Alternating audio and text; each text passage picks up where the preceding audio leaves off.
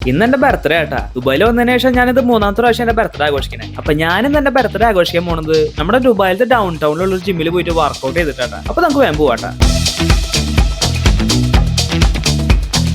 ഇന്ന് എന്റെ ബർത്ത്ഡേ ആയതുകൊണ്ട് തന്നെ ഞാൻ ഓഫീസിലേക്ക് വരില്ല എന്ന് ഒരാഴ്ച മുന്നേ അവിടെ പറഞ്ഞ് അറിയിച്ചിട്ടുണ്ടായിരുന്നു കേട്ടോ. പിന്നെ അത് മാത്രമല്ല, കുറെ നാളായിട്ടുള്ള എന്റെ ആഗ്രഹമാണ് ദുബായിലത്തെ ഡൗൺ ടൗണിലുള്ള ഈ കണ്ണ ജിമ്മിൽ ഒന്ന് വർക്ക്ഔട്ട് ചെയ്യണം എന്നുള്ളത്.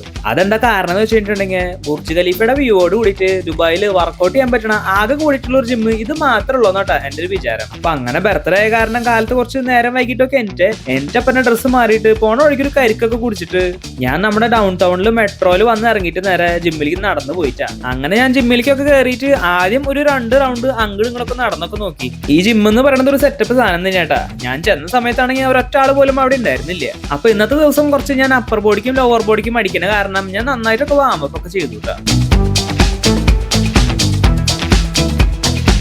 അപ്പൊ അങ്ങനെ നല്ല അടിപൊളിയായിട്ട് വാമപ്പ് ഒക്കെ ചെയ്തതിനു ശേഷം ഞാനൊരു 20 കിലോന്റെ 2 ഡംബിൾസ് എടുത്തിട്ട് ഫ്ലാറ്റ് ബെഞ്ചില് ഒരു 3 സെറ്റ് ചെസ്റ്റ് പ്രസ് അടിച്ചു കേട്ടാ.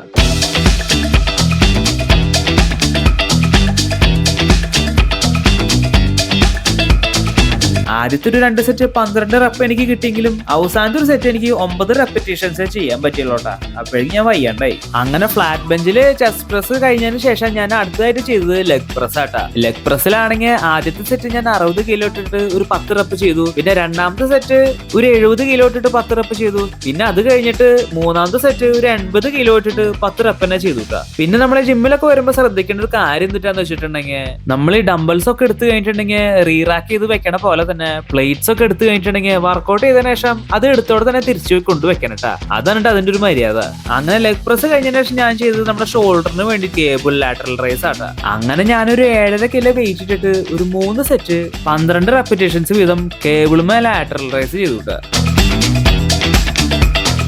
അങ്ങനെ ലാറ്ററൽ റൈസ് ഒക്കെ കഴിഞ്ഞതിന് ശേഷം ഞാൻ ചെയ്തത് പിന്നെ ഓവർ ഹെഡ് എക്സ്റ്റൻഷൻ ആട്ടാ. ഓവർ ഹെഡ് എക്സ്റ്റൻഷൻ ചെയ്യാനായിട്ട് ആ വെയിറ്റ് മെഷീന്റെ അടുത്ത് എത്തിയപ്പോഴും ഞാനൊരു കാര്യം മനസ്സിലാക്കണേ, ഈ മെഷീൻ എഴുതി വെച്ച വെയിറ്റുകളിലൊക്കെ എന്തോ ഒരു തകരാറ് പോലെ എനിക്ക് തോന്നിയിട്ടാ.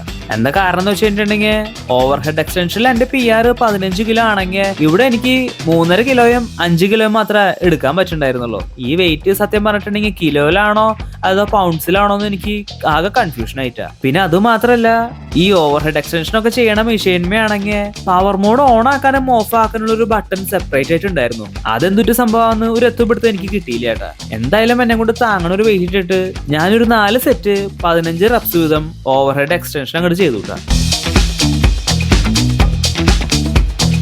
എന്നിട്ട് പിന്നെ ഞാൻ ചെയ്തത് ഒരു 2 സെറ്റ് ഡിക്ലൈൻ പുഷപ്സ് ആട്ടാ.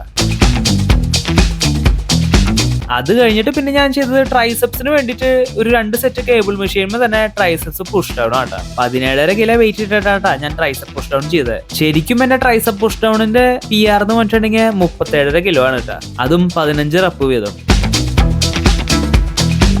അതിനുശേഷം ഞാനൊരു 2 സെറ്റ് 20 കിലോ വെയിറ്റ് ഇട്ടിട്ട് ഒരു 10 റെപ്പിറ്റേഷൻസ് വീതം കേബിൾ ക്രഞ്ചസ് നമ്മുടെ ആപ്സിന് വേണ്ടി ചെയ്തു കേട്ടോ.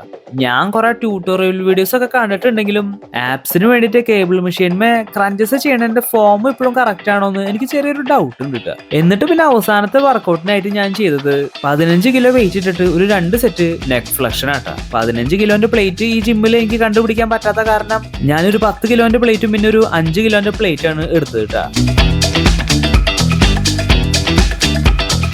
അങ്ങനെ മൊത്തത്തിലൊരു 8 വർക്കൗട്ട് ചെയ്തതിനു ശേഷം എന്റെ ബർത്ത്ഡേ സ്പെഷ്യൽ വർക്കൗട്ട് ഞാൻ അവിടെ അവസാനിപ്പിച്ചു കേട്ടാ. എന്നിട്ട് പിന്നെ ഞാൻ കുറച്ചു നേരം മിററിന്റെ മുന്നിലൊക്കെ ചെറുതായിട്ടൊക്കെ പമ്പൊക്കെ ഒന്ന് ചെക്ക് ചെയ്തു കേട്ടാ. നമ്മളിപ്പോ ട്രാൻസ്ഫോർമേഷൻ ഒക്കെ ചെയ്യണതിന്റെ ഭാഗമായിട്ട് ഫാറ്റ് ഒക്കെ നന്നായിട്ട് കുറഞ്ഞിട്ടുണ്ടെങ്കിലും ഇനിയും ഇഷ്ടം പോലെ ഫാറ്റ് കുറയാനായിട്ട് ഉണ്ട് കേട്ടാ. ഞാൻ കുറച്ചു നേരം കാർഡിയോ ചെയ്യണമെന്നാണ് വിചാരിച്ചതെങ്കിലും സമയമില്ലാത്ത കാരണം ഞാനൊരു 5-10 മിനിറ്റ് സ്കിപ്പിംഗ് റോപ്പ് ചെയ്തിട്ട് മൊത്തത്തിൽ അന്നത്തെ ദിവസത്തെ വർക്കൗട്ട് അങ്ങോട്ട് വൈൻഡപ്പ് ചെയ്തു കേട്ടാ. അപ്പൊ അങ്ങനെ വർക്കൗട്ടൊക്കെ കഴിഞ്ഞ സ്ഥിതിക്ക് നമ്മുടെ അടുത്ത പരിപാടി എന്ന് പറഞ്ഞിട്ടുണ്ടെങ്കിൽ പോയി ഭക്ഷണം കഴിക്കാന്നുള്ളതാ. സാധാരണ ഇന്നത്തെ ബർത്ത്ഡേ ആയ കാരണം കുറെ കേക്കൊക്കെ കഴിക്കേണ്ട അവസരങ്ങളൊക്കെ ഉണ്ടാവേണ്ടതായിരുന്നു കേട്ടെന്ന്. പക്ഷെ ഇപ്രാവശ്യത്തെ എന്റെ ബർത്ത്ഡേക്ക് ആണെങ്കിൽ ഒരു ചെറിയൊരു പ്രത്യേകത ഉണ്ട്. ആ പ്രത്യേകത എന്താന്ന് വെച്ചിട്ടുണ്ടെങ്കിൽ എനിക്കൊരു തരി കേക്ക് കഴിക്കാൻ പറ്റില്ല എന്നുള്ളത് ഇപ്രാവശ്യം. കാരണം വേറെ ഒന്നുമല്ല, നമ്മളിപ്പോ ട്രാൻസ്ഫോർമേഷൻ ചെയ്യണ കാരണം കൊണ്ട് തന്നെയാട്ടാ. കഴിഞ്ഞൊരു 28 കൊല്ലത്തിനിടയിൽ ആദ്യമായിട്ടാണ് കേട്ടാ ഞാനൊരു കൊല്ലം എന്റെ ബർത്ത്ഡേ കേക്ക് മുറിക്കാണ്ട് ആഘോഷിക്കണത് കേട്ടാ. എനിക്ക് കേക്ക് മുറിക്കണത് മാത്രമല്ല മറ്റുള്ളവരെ കേക്ക് ഫീഡ് ചെയ്യണതും ഭയങ്കര ഇഷ്ടമുള്ള കാര്യം തന്നെയാട്ടാ. പ്രാവശ്യം കേക്ക് മുറിക്കാത്തതിൽ ചെറിയ വിഷമം ഉണ്ടെങ്കിലും നമ്മളിപ്പോ എടുത്തുകൊണ്ടിരിക്കുന്ന ചെറിയ ചെറിയ സാക്രിഫൈസ് ഒക്കെ